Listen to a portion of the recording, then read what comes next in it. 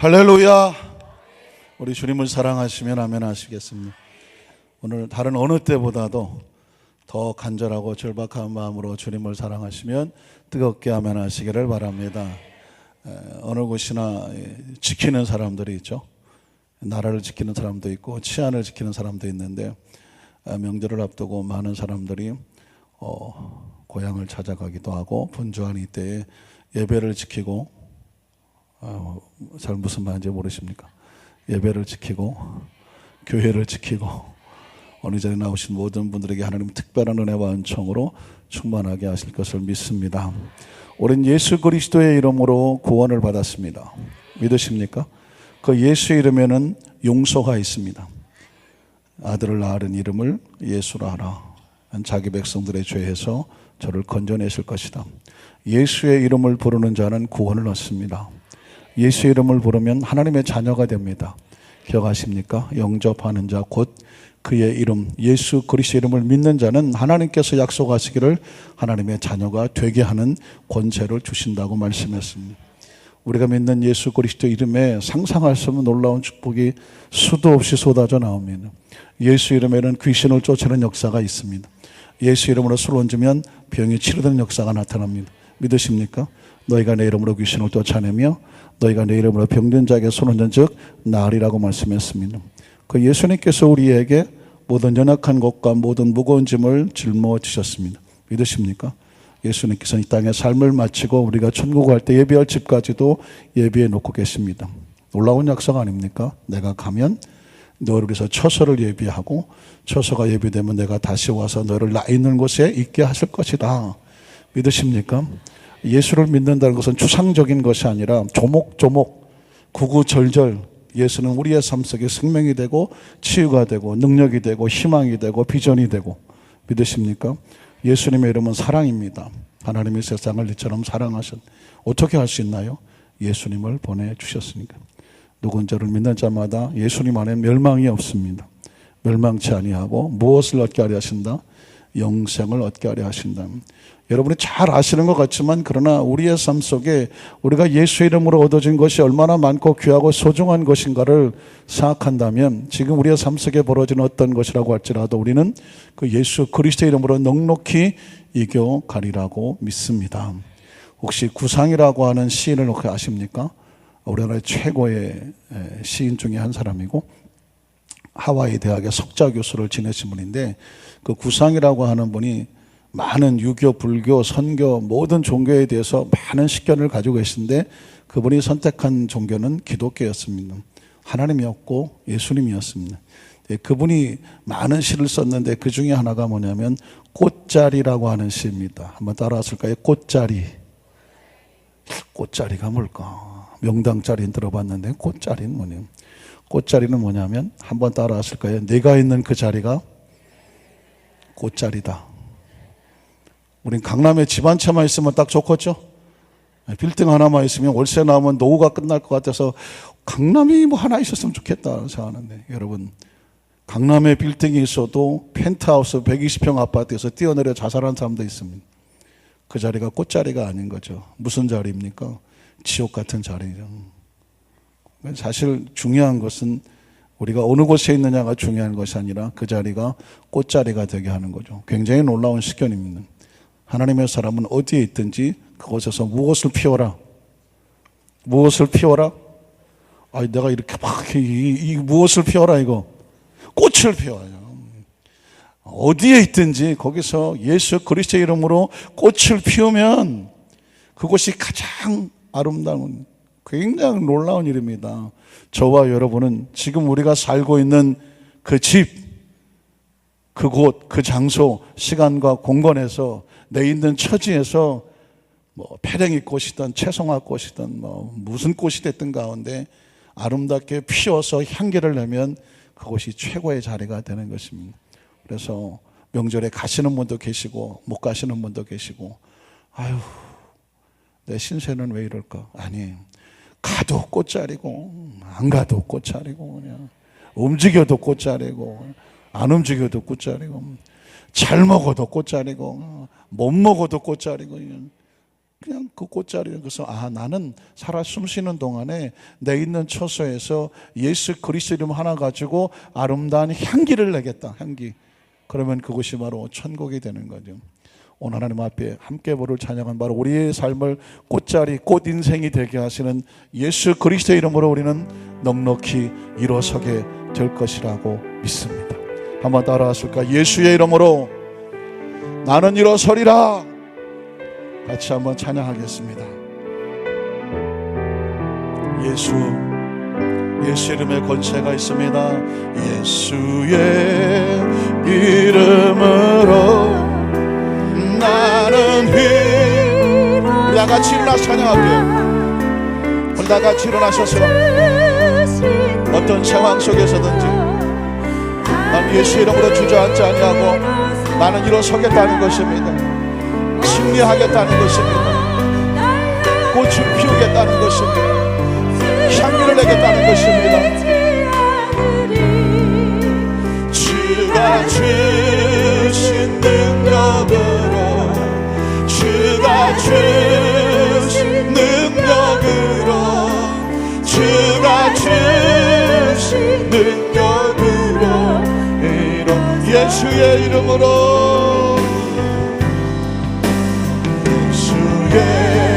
이름 나는 찬양하리라. 나는 찬양하리라. 주가 주신 능력으로 나는 찬양. 환난이 날 향해 와도 환난이 날 향해 나는 쓰러지지 않습니다. 주가 주신 능력하네. 주가 주신 능력으로 주가 주신 능력으로 찬양. 예수의 이름으로 예수의 나는 기도하리라. 나는 기도하 주가 주신 예수 이름으로 기도합니다. 나는 문제가 날 향해 와도 문제가 날 향해 와도 쓰러지지 않으리. 주가 주신 능력으로 주가 주신 능력으로 주가 예수의 이름으로 예수의 나는 감사하리라. 나는 감사하리라. 주가 주신 하나님 감사합니다. 감사 원수가 날 향해 와도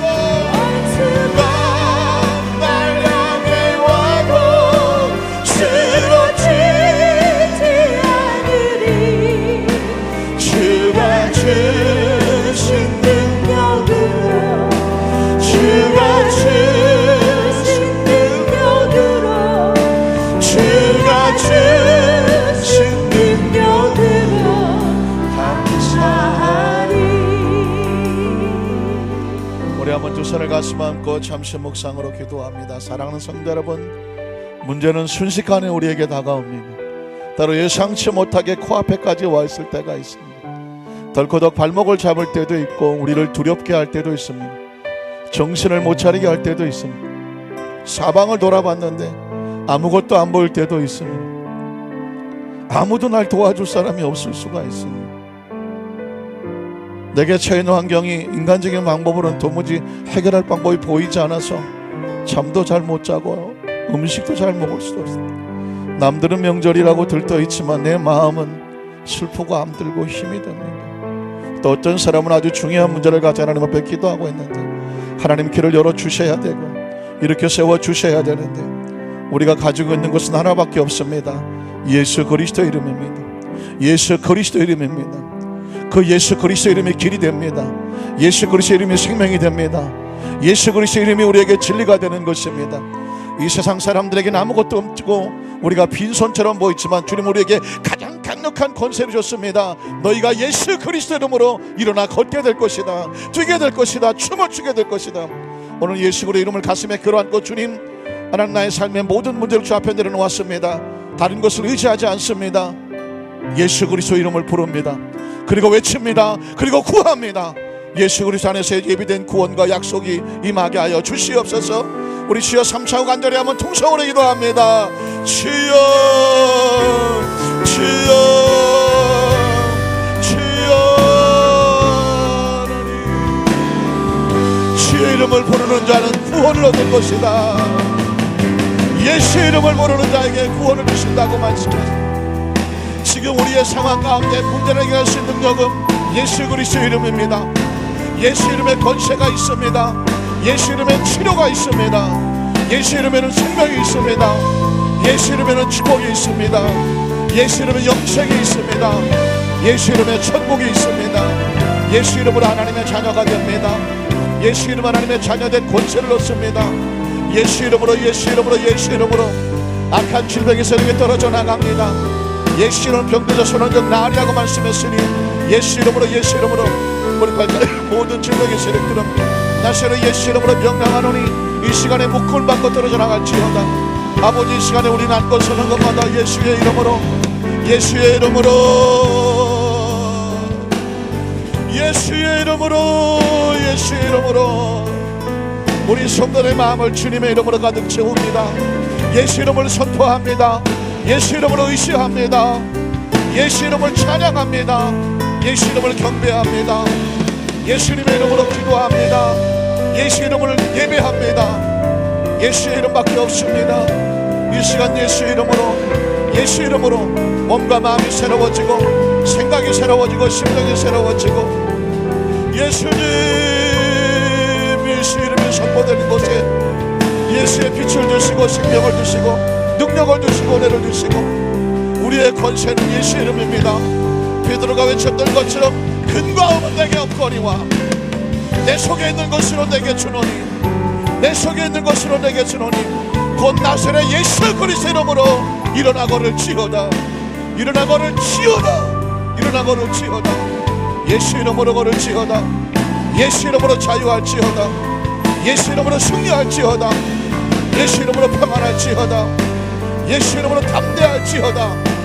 예수 이름으로 예수 이름으로 예수 이름으로 예수 이름으로 하나님 찬양하며 경배하오니 주님의 능력은 예수 안에 있습니다. 우리의 찬양과 경배와 우리의 고백을 받으시옵시고 예수님의 이름이 온 천하에 드높이도록 예수 이름을 높이는 예수의 권세가 있게 하시옵소서. 예수의 이름으로 예수의 이름 나는 일어서리라. 나는 일어서 주가 주신 능력으로 주가 주신 능력으로 나는 일어서 주가 날 구하고 쓰러지지 않으리. 주가 주신 능력으로 주가 주신 능력으로 주가 주신 능력으로 일어서리. 예수님의 이름에 권세가 있습니다. 예수 이름에 능력이 있습니다. 예수님의 이름에 치료가 있습니다. 예수 이름으로 선포합니다. 일어설지어다. 예수 이름으로 두려워하지 말지어다. 예수 이름으로 강하고 담대할지어다. 예수 이름으로 나음을 입을지어다. 예수 이름으로 문제는 떠나갈지어다. 예수 이름으로 원수마귀는 한 길로 왔으나 일곱 길로 떠나가라. 사람이 떡으로만 사는 것이 아니라 하나님께서 나오는 말씀으로 산다고 예수님 말씀하셨으니 예수 이름으로 영혼은 힘을 얻을지어다. 예수 이름으로 마음은 평안할지어다. 예수 이름으로 염려 근심은 주 앞에 맡겼으니 너희는 강하고 담대할지어다. 예수 이름으로 주께서 하실 것입니다. 주께서 운행하실 것입니다. 역사하실 것입니다. 채우실 것입니다. 예수 이름으로 인도하실 것입니다. 오직 예수님 알아보고 예수님 의지하고 예수 이름으로 찬양합니다. 예수 이름을 높입니다. 하나님 영광을 받아 주시옵시고 주께서 말씀하시옵소서. 아버지께서 약속하신 것 내 이름으로 보내실 성령이라고 말씀하셨으니 보혜사 성령님은 예수 이름으로 오십니다. 이 가운데 예수의 이름으로 구하노니 성령님 오셔서 이 예배에 참석한 모든 성도들 마음을 하나님의 나라로 가득 채워 주시옵소서. 예수님 이름으로 간절히 축복하고 기도드리옵나이다. 아멘. 우리 자유 계시면 축복하십시오. 예수님의 이름으로 당신에게 오늘 기적이 일어나고 있습니다. 할렐루야. 아직도 인사가 안 끝나셨습니다. 얼마나 감사합니다. 우리 한 번 더 자고 계시면 축복하세요. 우린 예수님 안에 하나님의 자녀가 되었습니다. 복받은 자녀가 되었습니다. 하늘 백성이 되었습니다. 우리에게 권세가 있습니다. 능력이 있습니다. 생명이 있습니다. 예수님의 이름은 기적입니다. 할렐루야. 오늘 마치 마가다락방에 120문도와 같이 성전이 꽉 차서 드리는 예배도 있지만 오늘 아주 특별한 용사들만 나와서 드리는 예배도 이미 하나님께서 큰 은혜를 주신 줄로 믿습니다. 연휴 기간이기도 하고 명절 기간에도 불구하고 예배를 지켜주시고 오늘 또 하나님 앞에 나와서 교회를 지켜서 우리 모든 분들은 특별히 우리 장로님도 오셨는데 우리 박지현 장로님 예배 오셔서 감사하고요. 또 우리 기도해주신 우리 김명재 장로님도 감사합니다. 사실은 특별한 마음으로 일부러 신경 쓰지 않으면 결코 쉽지 않거든요. 오늘 하나님께서 오신 우리 성도들에게 특별한 은혜로 또 채워주시리라고 믿습니다. 한번 따라 하실까요? 내가 낫고자 하느냐, 내가 낫고자 하느냐, 이런 제목으로 말씀 은혜를 나누기를 원합니다. 추석은 아마 우리 민족의 최대의 명절이죠. 3천만, 4천만이 이동한다. 우리나라 인구가 벌써 5천만이 훌쩍 넘었네요. 벌써 그렇게. 그럼에도 불구하고 아이를 낳지 않아서 그냥 저출산 초고령화 사회라 그러는데 고령화가 나쁩니까? 난 그렇게 나쁘게 들리지는 않는데 왜냐하면 건강하게 오래 살아서 더 많이 일할 수 있으면 좋잖아요. 그런데 고령화는 좋은데 아이를 안 낳아갖고 이게 밑에서 올라와야 되는데 저출산 때문에 참 많이 어려워하는 것 같은데요. 하나님께서 우리나라에게도 세계 추세가 경제가 좀 나아지고 선진국들이 다 그런 전철을 밟았거든요. 그런 가운데서 서로 자식을 잘 안 낳으려고 하는 것 때문에 나라가 점점 힘들어져는 거 있는데 사실상은 우리가 크리스찬들은 이런 걸 영적으로 봐서 세상의 풍조는 그렇게 한다고 하더라도 사실은 우리나라에 새로운 아이들이 많이 태어날 수 있도록 교회가 그런 기도해 본 적은 없잖아요. 그런데 사실은 장기적인 안목으로 보면 사실은 그런 기도도 필요하다고 생각이 되어집니다. 왜냐하면 나라가 존재하는 건 국민이 있어야 되는데 국민이 없으면 나라는 망합니다. 통계학적으로 말하면 이대로 가면 몇십 년, 몇백 년 후에는 대한민국에 국민이 없습니다. 왜냐하면 올라오는 게 없거든요. 올라오는 게. 연세가 들면 또 잘게 떠나잖아요. 뭐가 올라와야 공짜가 늘어나는데 어느 시점 되면 이제 인구가 급격히 감소된다고 하거든요. 이런 차원에서도 사실은 교회가 이런 문제에 대해서도 깊이 생각을 하고 또 교회 안에서도 기도 제목도 갖고 그런 차원에서 집 문제, 무슨 건강 문제 이런 문제뿐만 아니라 나라를 위한, 장래를 위한, 국가를 위한 그런 기도 제목들도 사실은 구체적이고 실질적이고 우리한테 필요한 것입니다. 자, 명절이라고 제가 말씀을 드렸는데요. 성경에도 보니까 유대인의 최고의 명절 그러면 유월절이고요.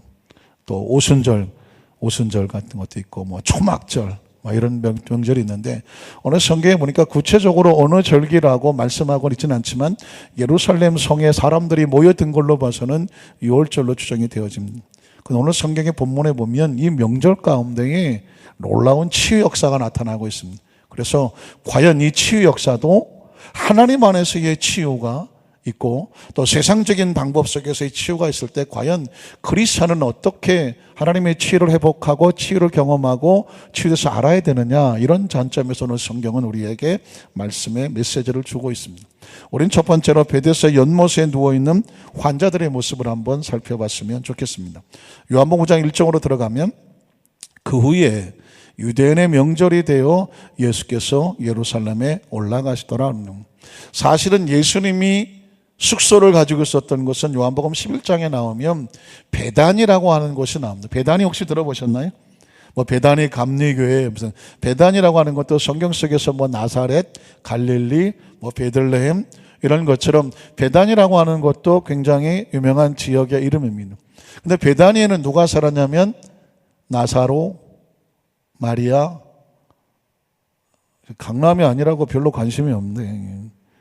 베다니 신경 좀 쓰세요.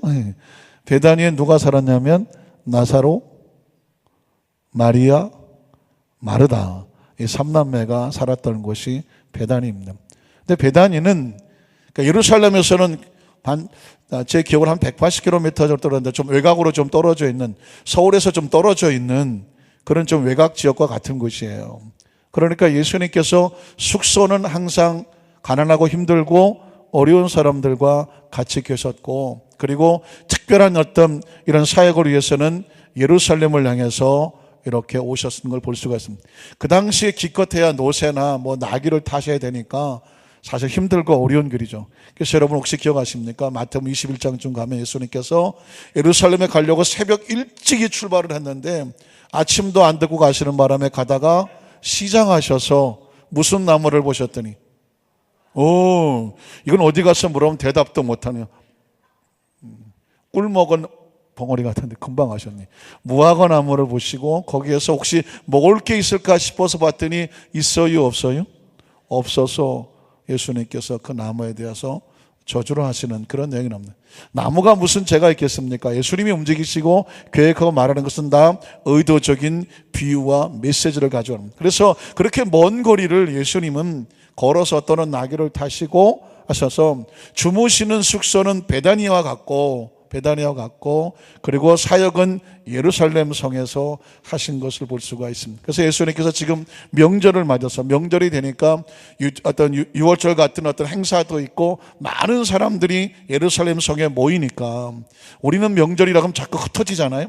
고향으로 돌아가는데 이스라엘 풍습은 명절이라고 하면 다 하나님 중심의 명절이기 때문에 예루살렘 성으로 모여오고 있습니다. 그래서 바로 그곳에 가셔서 예수님께서는 또 사역을 하시러 가는 것이죠. 그래서 그 다음 절에 보면 예루살렘 성에는 여러 가지 문이 있는데 그 중에 하나는 이제 양문이에요. 양문은 뭐냐면 the sheep 발음을 잘해야 되는데 sheep gate라고 해서 양을 sheep이라고 하죠. 양. 그래서 양들이 드나드는 그래서 제물이나 이런 것들이 드나드는 문이 바로 양문이에요. 양문 곁에 히브리 말로 또는 아람어로 베데스다라는, 베데스다라는 말이 보니까 아람어고 히브리 말이었어요. 베데스다라고 하는 못이 있는데 베데스라고 하는 뜻은 뭐냐면 은혜 또는 자비, 이런 의미를 가지고 있는 연못입니다. 큰 연못은 아닌 것 같아요. 영어 성경에 보면 풀이라고 나오는데 풀은 뭐냐면 수영장을 풀이라고 말하거든요. 그러니까 이렇게 큰 연못은 아니고 행각이 실내로 이렇게 되어 있는, 인공적으로 조성되어 있는 그런 풀장 같이 생긴 베데스라는 연못이 있는데 거기 행각, 이런 기둥 같은 거 5곳이 있고, 그 다음에 뭘까요? 3절에 보면 그 안에 많은 병자들이 병자, 맹인, 다리 저는 사람, 혈기맛에 누워서, 근데 이제 우리나라 성경에 보면 그냥 갑자기 그날만 와서 누워있는 것처럼 모르겠지만 그 원어나 영어 성경에 보면 늘상 그 자리에는, 그 베데스다 연못 주위에는 이렇게 모든 병자들이 모여서, 불편한 사람들, 환자들, 나약한 자, 이런 사람들이 모여서 무엇을 기다립니까? 물의 움직임을 당한다. 솔직히 말해서 우리가 말하는 동한다, 물이 막 동한다, 이런 표현을 쓰게 되죠. 그럴 때 막 부글부글하고 물이, 가만히 있던 물이 움직이지 않습니까? 그런 것처럼 물이 막 움직이고 동한다, 이런 의미를 가지고 있습니다. 그럴 때 왜 그 사람들이 거기서 모여서 물의 움직임을 기다릴까? 그 다음에 4절에 보니까 이런 전설적인 이야기가 있습니다. 이런 천사가 가끔 어느 때인지 모르는 거죠. 예상하지 못한 불특정한 시간에 그 베데스다 연못에 내려와서 물을 동하게 움직이게 하는데, 그 물이 움직이고 난 다음에 먼저 들어가는 자는 어떤 병에 걸렸든지 낫게 된다고 하는 그 지역 속에 있는 나름대로의 전설이 있었던 것이죠. 실제로 그 사람 나았다고 하는 사람도 있고, 또는 또 그런 이야기를 듣고 그냥 믿고 온 사람도 있고 해서 그 마을, 그 지역에서 항상 사람들이 모여서 그 치유를 기다리고 있었다는 것입니다. 여기서 우리가 하나 생각을 해야 될 것은 뭐냐면, 과연 이것이 성경적인가? 과연 그 연못이 왜 물이 끓는가? 실제적으로 보면 그 연못은 그 지역에 볼 때에 물이 굉장히 좋은 온천지대였었다라는 기록이 있습니다. 오늘날도 많은 피부병을 가진 사람이라든가 여러 가지 좀 몸이 약한 부분이 있는 사람들이 온천을 많이 찾아가지 않습니까? 어디 온천에 가면 관절염에 좋다, 피부병에 좋다, 또는 피부명에 좋다, 또 어떤 특별한 어떤 병에서 그 연못에 가서 씻었더니 나았더라. 이런 어떤 것이 나름대로의 어떤 유래도 있고 전설도 있는데, 그 지역의 물이 굉장히 좋아서 좋은 온천으로 온천못이죠. 그렇게 지어놨기 때문에 혹시 그 물의 효과로 인해서 낫기도 했다라는 것인데, 거기서 낫다가 보니까 아마 천사가 와서 동했다고 갑자기 온천물이 막 밑에 스스로 움직이니까 천사들이 와서 동했다라고 할 수도 있겠죠. 자, 문제는 뭐냐면 이 방법이, 그래서 그곳에 가장 먼저 들어가는 사람이 낫고 그 나머지 사람들은 낫지 못하더라. 그래서 물이 동하기만 기다렸다가 서로 먼저 들어가려고 하는 이런 상황입니다. 이 상황 속에 예수님께서 그 자리에 오신 것입니다. 여기서 그리스도인들의 입장에서 볼 때에 정말 이 베데스다의 연못에 천사가 와서 동해서 가장 먼저 들어가서 낫는 것이 과연 하나님의 방법인가? 라고 묻는다고 하면 저는 개인적으로 이건 하나님의 방법이 아니죠. 물론 온천이라는 좋은 물에 들어가서 모두가 같이 그 물의 효과 때문에 피부병이 낫고 관절염이 낫고 건강에 도움이 됐고 피부 미용에 도움이 됐다고 하면 그거야 온천물 자체가 좋은 효과가 있으니까 그건 오케이. 그건 하나님의 방법이고, 우리가 맑은 공기 마시면 몸이 좋아지고 그럴 수 있는 것처럼 하나의 어떤 자연적인 치유 현상으로 볼 수가 있습니다. 근데 천사가 내려와서 동했더니 가장 먼저 들어간 사람은 낫고, 누구든지예요. 그 사람이 어떻게 살았든지 무슨 짓을 했는지 그런 것은 전혀 상관이 없고 힘이 세고 다리가 빨라갖고 가장 먼저 들어가서 낫다. 이건 과연 성경적이냐 비성경적이냐? 하나님의 관점에서 보면 하나님의 방법은 아니다.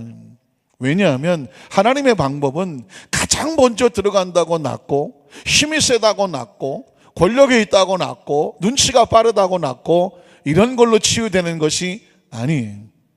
하나님의 치유는 철저하게 하나님과 관계 속에서 치유되는 것입니다. 믿으십니까? 이게 기독교적인 치유와 세상적인 치유와의 차이점이에요. 그래서 우리가 철저하게 크리스찬들은 요행과 재수로 사는 것이 아니라 하나님과 관계로 사는 것입니다. 믿으십니까? 그래서 굉장히 조심하셔야 돼요. 여러분, 왜 해마다 정초가 되면 1000만이 넘는, 요즘은 더 늘었겠죠. 1000만이 넘는 사람들이 왜 점쟁이를 찾아가고 무당을 찾아가서 부적을 써달라고 말하고 점을 치는가?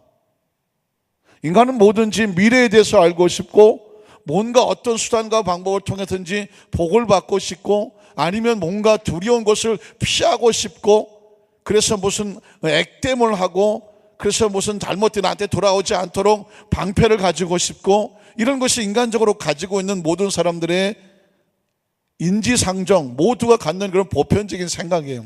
그러나 크리스찬은 아니죠. 크리스찬은 아니에요.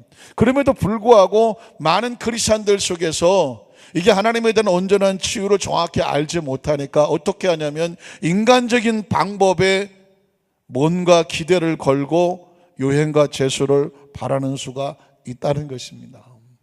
우리는 성경 속에서 오늘 여러 가지 메시지가 있을 수 있겠지만, 크리스찬의 치유는, 크리스찬의 어떤 하나님의 주는 축복은 세상적인 축복과 구별이 되어야 되죠. 분리가 되어야 됩니다. 그래서 여기가 왜 이런 일이 벌어지게 되냐면, 우리의 머릿속에는 어떤 생각이 있냐면 하나님도 믿고 부처님도 믿고, 그리고 공자님도 믿고, 공자는 안 믿나? 무슨 알라신도 믿고, 그래서 많은 신을 좀 이렇게 같이 믿고 있으면 혹시 도움이 되지 않을까라고 하는 마음속에 이런 다신론적인 생각들을 가지고 있습니다. 이게 인류 역사 속에서부터 있었어요. 로마는 다신교였었습니다. 로마는 전 세계에서 가장 당시 강한 나라였기 때문에 그런 그리스 로마 신화에 보면 많은 신들이 나오지 않습니까? 그들은 신들을 인정하지만 무슨 생각이 있냐면 모든 신들을 받아들였어요. 모든 신들을. 그래서 우리나라는 신이 많을수록 좋다. 그래서 뭐 신이라고 하면 다 받아들이고 뭐라고 말하냐면 그 신들이 우리나라를 지켜준다고 생각을 했습니다. 그래서 바울의 고백을 들으면 로마 광장에 갔더니 세상에 이런 신의 이름도 있어요. 알지 못하는 신.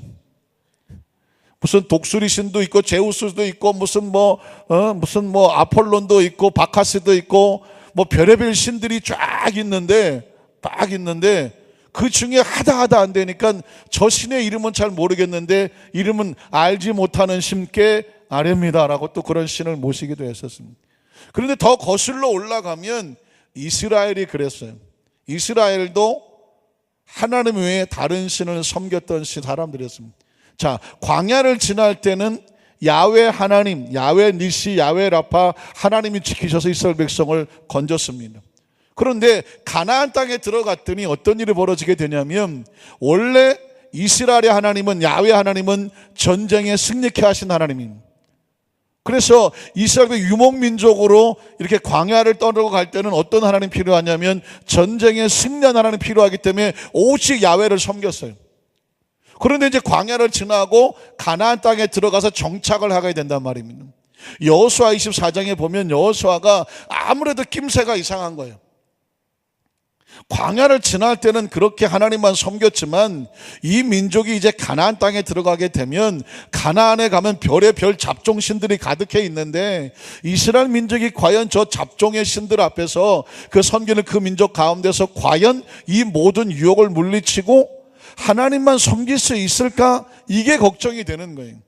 그래서 신명기라고 하는 것은 광야 입성을 가나안 땅 입성을 앞두고 모세가 3번의 설교를 하게 됩니다. 신명이 뭐냐면 가슴에 뼈의 색이라고 하는 하나님 말씀이에요. 너희가 광야를 통과하는 것도 중요하지만 가나안 땅이란 축복을 받았을 때 거기서 어떻게 살아야냐가 중요해요. 여러분, 크리스찬은요 축복을 받는 것도 중요해요. 병을 고치는 것도 중요해요. 그러나 그 다음이 더 중요해요. 축복을 받고 났을 때가 중요해요. 병을 고침 받았을 때가 중요해요. 원하는 포지션에 들어갔을 때가 중요해. 결혼이란 하는 것도 중요하지만 사는 것보다 더 중요한 게 뭐예요? 어떻게 사느냐가 중요하잖아요. 믿으십니까? 그래서 신명기 말씀은 모세가 가슴에 치면서 이스라엘 백성들에게 너희 광야를 끝내고 가나안에 들어가면 가슴에 세우는 매울 신자에다가 목숨 명자거든요. 아예 그냥 칼로 새겨야 돼, 가슴에. 그게 신명기 말씀이에요.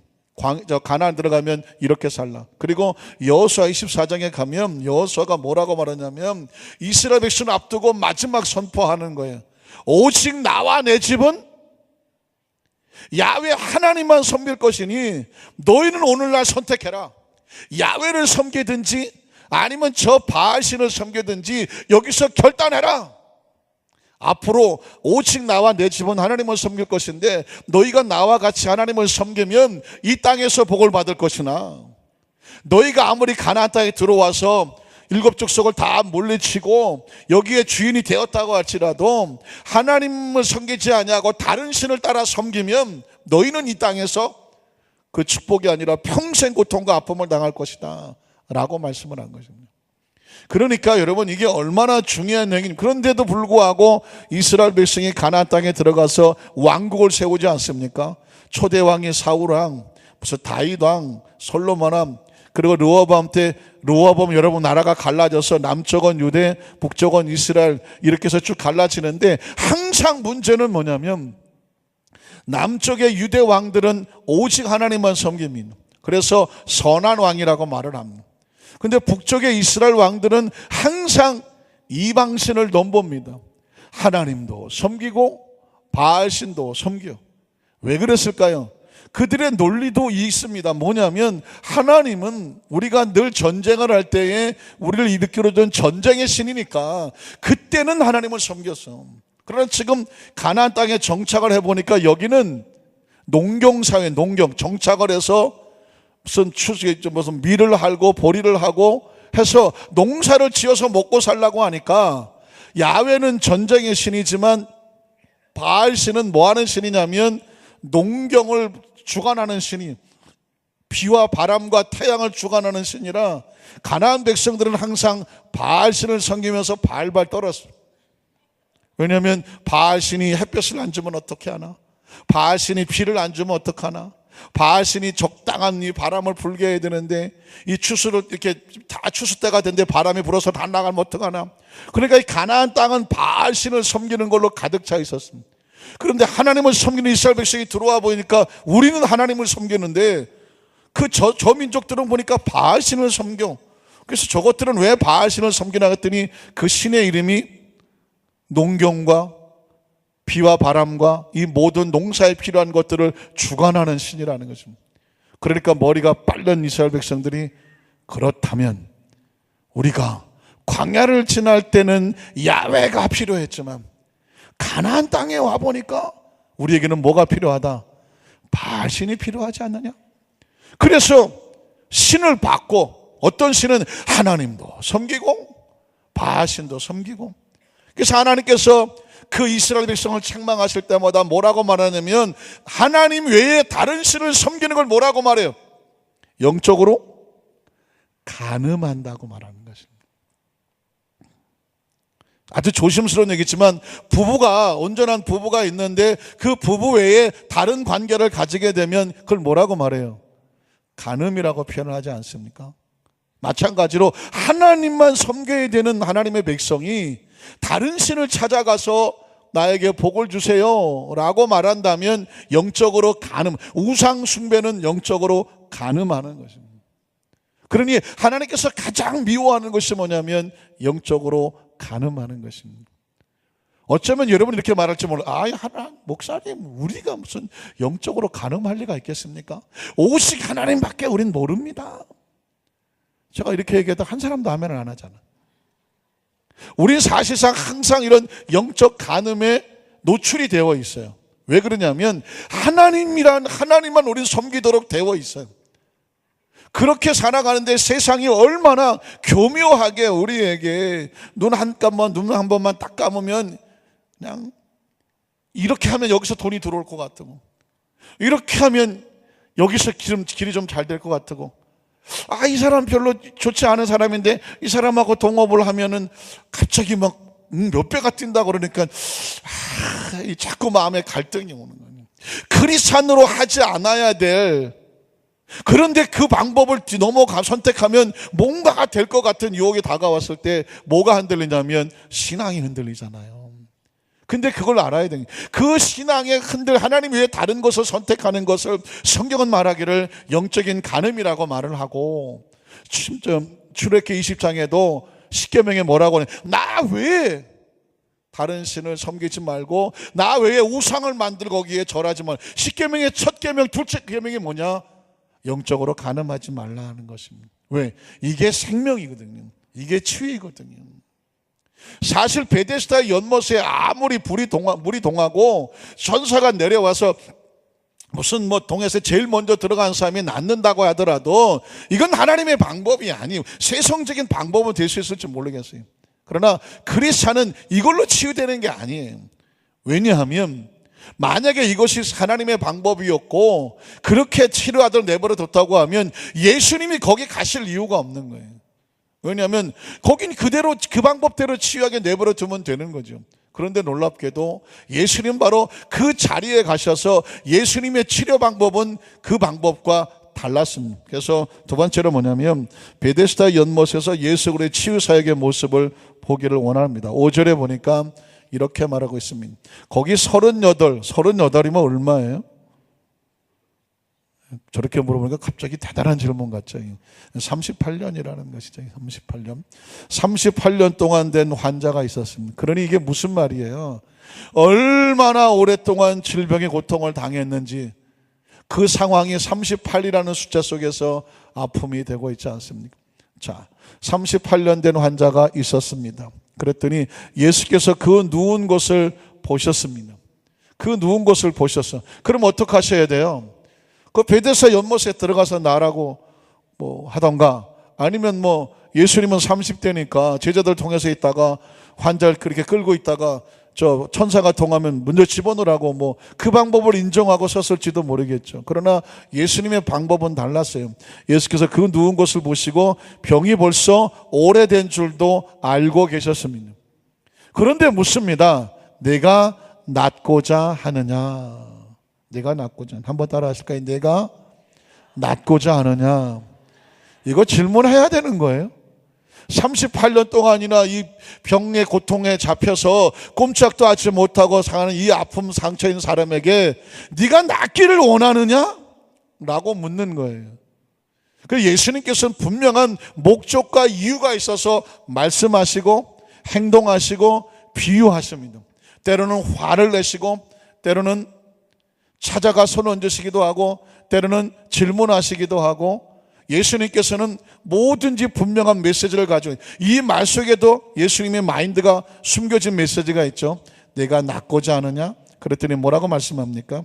병자가 대답하되, 지금 이 사람은 내가 낫고자 하는 예수님의 마인드를 몰랐어요. 예수 그리스도로 말미암아 낫기를 원한다는 소원이 꿈에도 없어요. 그래서 이 사람은 오직 저 베데스다 연못에 어떻게든지 굴러 들어가서 날 생각밖에 없는데, 베데스다 연못에 들어갈 방법이 없다는 얘기를 하고 있는 것입니다. 주님, 내가 아무리 낫기를 원하면 뭐합니까?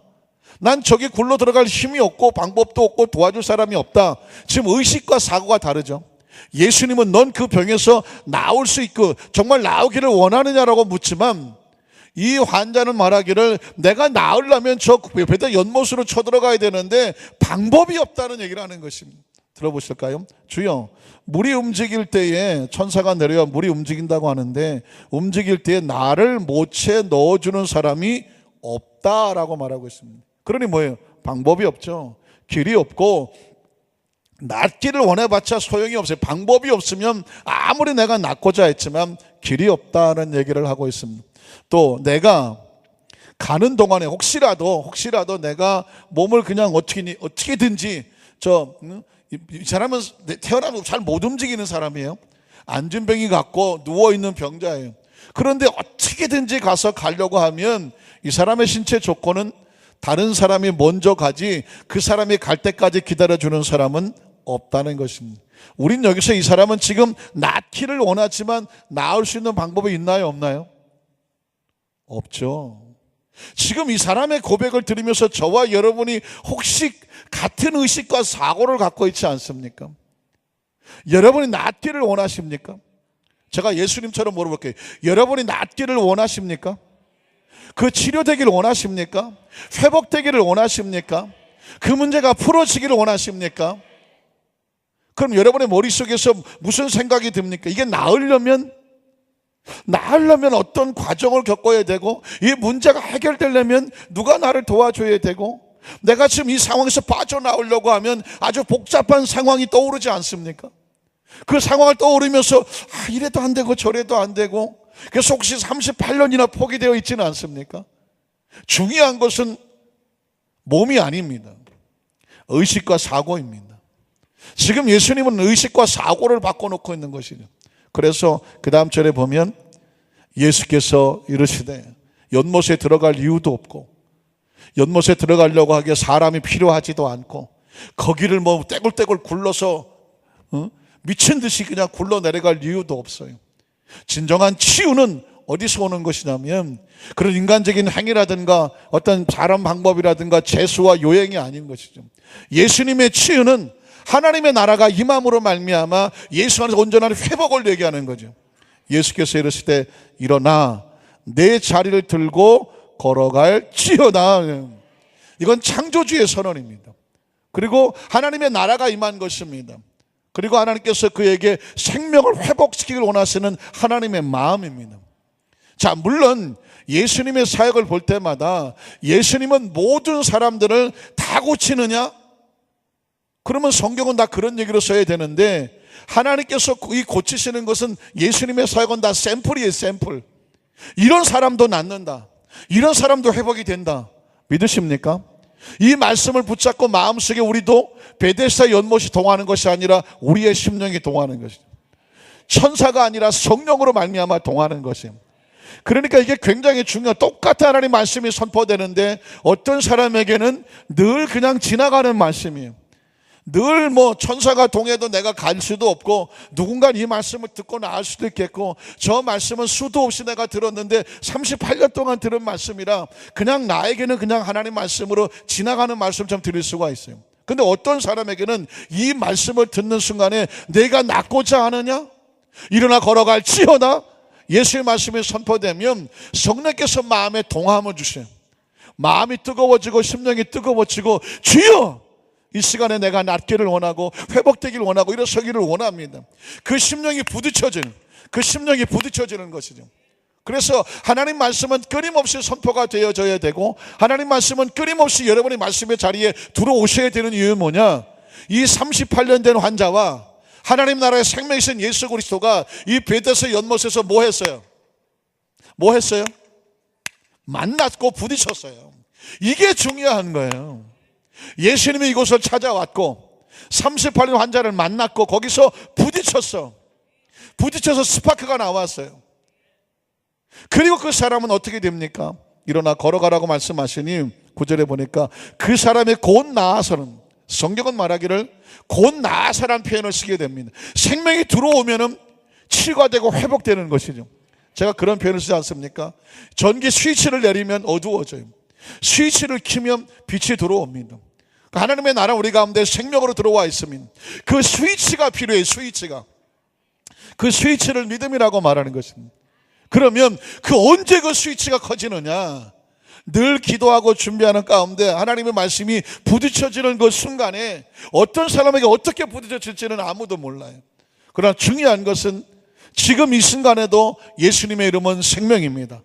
예수의 이름은 치유입니다. 예수의 이름은 권세입니다. 중요한 것은 포기하지 말는 것입니다. 중요한 것은 기대를 저버리지 말라는 것입니다. 중요한 것은 끊임없이 여러분 마음속에 인간적인 행위를 요구하지 않아요. 중요한 것은 예수 이름에 대한 기대예요. 예수 이름에 대한 권세예요. 예수 이름에 대한 간절한 사모함이에요. 그리고 기다려주는 거예요. 오늘 아니라고 포기할 이유는 없어요. 오늘 아니라고 해서, 지금 이 순간이 아니라고 해서 절대로 낭망할 이유는 없어요. 예수 이름에 대한 포기는 없습니다. 예수 이름에 대한 절망은 없습니다. 예수 이름에 대한 기대를 저버리는 것은 없습니다. 오늘 제가 이 강단에 올라가기 전에 얼마나 마음이 뜨거웠는지 몰라요. 이유는 뭐냐면 이 말씀을 묵상하는 가운데, 이미 올라가기 전에 기도하는 가운데, 예수의 이름이면 충분하다, 예수 그리스도의 이름이면 충분하다, 그 어느 때보다도 저는 예수의 이름은 충만한 가지 이렇게 꽉 차서 올라온 적이 없어요. 이유는 뭐냐면 예수님의 이름은 너무나 당연하잖아요. 수십 년 동안 예수 이름을 부르고 예수 이름으로 기도하고 주여 삼창도 수도 없이 하고, 그런데 불구하고 오늘 성경에 보니까 38년이나 포기되었던 한 처절한 절망의 사람들에게 필요한 건 도와줄 사람도 아니고 연못에 기어 들어가는 것도 아니고 천사가 내려서 불 동할 때까지 기다릴 것도 없어요. 예수님과 그 심령이 마주치면, 예수 이름에 대한 권세가 회복이 되면, 내 심령 속에서 예수 이름에 대한 뜨거움이 회복이 되고 동해지면, 예수 이름은 우리 마음의 심령을 뜨겁게 해놓으면, 그리고 우리의 심령 속에 예수 이름의 생명이 들어올 것을 믿고 회복되기를 원한다면, 내가 낫고자 하느냐? 오늘 주님께서 모르셨는데 그 심령 속에 예수 이름 회복되기를 원하는 간절한 소원이 다시 한번 일어서면 예수 이름이 회복시킬 것입니다. 치유하실 것입니다. 이렇게 세우실 것입니다. 아하, 예수 이름 우리 영혼이 맑아지고 생각이 정리가 되고 다시 믿음이 회복이 되어지고, 예수 이름 내 마음속에 하나님 나라 담대함이 임하게 되고, 예수 이름으로 영혼이 정갈해져야 되는데 뭐냐면 이제까지 요행과 재수와 이 방법 저 방법 이것저것 눈치 보며 이것도 좋고 저것도 좋고 다 쑤셔넣었던 내 마음속에서 하나님 신앙 고백 하나면 되는 것입니다. 예수님, 오직 예수님. 한번 따라하실까요? 오직 예수님. 아마 이렇게 얘기하면 신앙생활 오래되신 분들은 이렇게 말할 것입니다. 내가 목사님 예수님 이름 한두 번 불렀겠습니까? 수십 년을 불렀어요. 그런데 여러분, 마치 처음 예수를 믿고 그 은혜가 너무 귀하고 감사해서 예수님이라는 이름 앞에서 처절하게 울었던 기억이 있다면 그것이 회복이 되어야 됩니다. 그것이 회복이 되어져서 그냥 예수님 이름이면 됩니다. 예수 이름으로, 예수 이름으로, 예수 이름으로, 예수 이름으로. 그냥 우리가 습관적으로나 그냥 오랫동안 불렀던 그런 예수님이 아니라 정말 내 생의 마지막 이 고백을 하고 다시 말 못하는 그런 상황이 있을 때에 그 입술의 마지막 고백이 뭐냐고 물었을 때 그 눈물을 흘리며 처절하게 외칠 수 있는 예수님, 주님, 그 고백이 회복되기를 원하는 것입니다. 왜냐하면 오늘 주님께서는 우리에게 그렇게 메시지를 선포하고 계시잖아요. 내가 낫고자 하느냐? 예수 이름으로 명하노니 일어나 걸을지어다. 그리고 그 환자는 일어섰습니다. 말씀을 정리하기를 원합니다. 성경은 우리에게 말씀하기를 이 모든 메시지의 주제는 예수 그리스도, 그리고 우리 가운데 선포되는 능력은 예수님의 능력이고, 결국 우리는 예수 이름으로 통해서 하나님의 자녀가 됐고, 예수 이름으로 그 예수 이름 붙잡고 여기까지 달려왔고, 앞으로 우리가 얼마나 살아갈지 모르지만 이 지구상에서 살아갈 유일한 희망은 예수 그리스도 이름으로, 그리고 우리 천국은 예수 이름으로 가는 것입니다. 간절히 기억하기는 이 명절 되면 고향을 갈 마음으로 설레는 것처럼 이 땅에 사는 동안은 예수 이름으로 천국이 우리의 고향 아니겠습니까? 그 천국을 잃어버리지 아니하고 예수 이름의 권세와 능력으로 더 뜨겁게, 더 뜨겁게. 사실은 이 명절에 예배가 더 중요합니다. 왜냐하면 사람들을 많이 만나야 되거든요. 사람을 많이 만나는데도 어마어마한 체력이 필요하고 정신력이 소모가 됩니다. 그 정신력과 체력의 뒷받침은 영역이 하는 것입니다. 영적으로 딱 버텨주고 있지 아니하면 아마 친척도 만나고 친구들도 만나고 가족들도 만나는데 오히려 명절에 치고받고 싸우고 서로 상처 주고 상처받고 정신도 아프고 마음도 아프고 몸도 아파서 명절 끝나고 났는데 더 좋은 게 아니라 후유증으로 고통당할 수가 있습니다. 크리스찬들에겐 이러지 않을 이유가 뭐냐? 영적으로 딱 멘탈을 하나님 마음을 가슴 두고 모든 만나는 대화 생각 속에서 영적 하나님의 마음을 가지고 상처받지 아니하고 상처 주지 아니하고 편안하게 안고 사는 것마다 그 자리를 꽃자리를 만들어서 가서 기대하러 가지, 기대를 하시지 마시고 가서 배려하고 위로하고 격려하고 안아주고 품어주고 들어주고 붙잡아주고 기도해줘서 그 많은 사람들이 다 기대하러 오잖아요. 기대하러 와요. 다 각자 자기 얘기하러 오고 난 여기가 아프고 저기가 아프고 이것 때문에 저것 때문에 들고 다 아프다는 얘기 할 거예요. 다 힘들다고 올 겁니다. 또 어떤 사람은 우리가 이렇게 잘났다고 막 좋은 자기 자랑하고 올 거예요. 그 속에 들어가서 같이 보는 게 아니라 한 발자국 뒤로 서서 힘들어서 그렇구나. 인정받고 싶어서 그렇구나. 아이고 속상한 일이 있구나. 아이고 격려가 필요하거나 위로가 필요하거나 여러분들이 한 사람 한 사람 만져주고 격려해서 품어주고 돌아갔을 때 뒤돌아보니까 여러분의 준 따뜻한 한마디로 그들의 용기와 희망을 얻고 그 배후에 예수 그리스도가 있음을 드러내신 우리 성도 되시기를 주님의 이름으로 축원합니다.